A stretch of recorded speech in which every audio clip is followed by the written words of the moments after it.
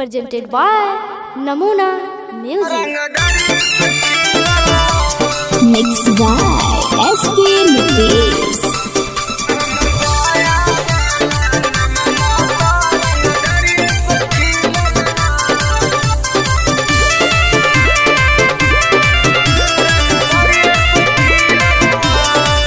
हमरा गाँव के लइकन सब पागल होगे करके मर्डर उजलवे से भागल होगे।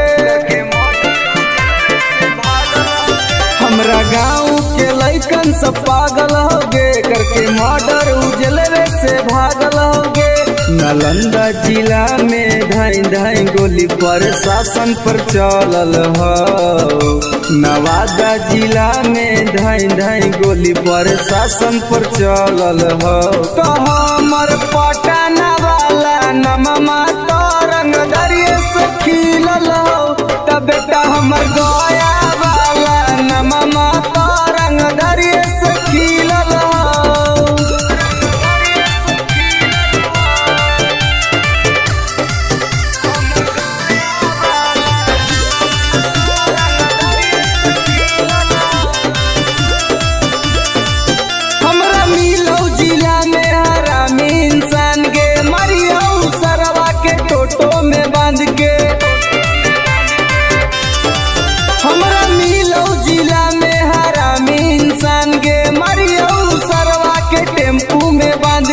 कितना माफिया के गोली हमारा राइफल से दागल हो। अभी कितना माफिया के भेजा में गोली हमरा राइफल से दागल हो। तो हमर खोदा गंज वाला नममा तो रंग दरिये से खिलल हो।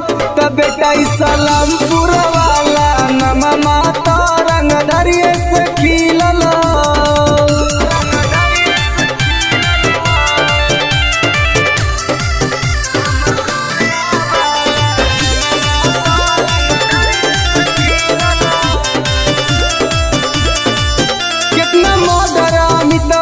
कैले होगे बथानी खाना में घुस खिलैले होगे।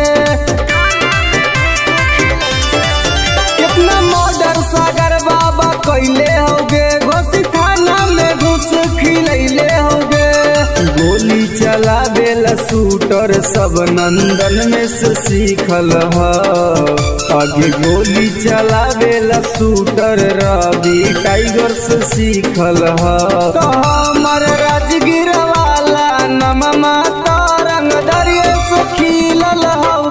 तो बेटा सरवादा वाला नममा तो रंग दरिये से खिलल हो। पंग मत लिए बेटा। Namuna Recording Studio, Rajgir.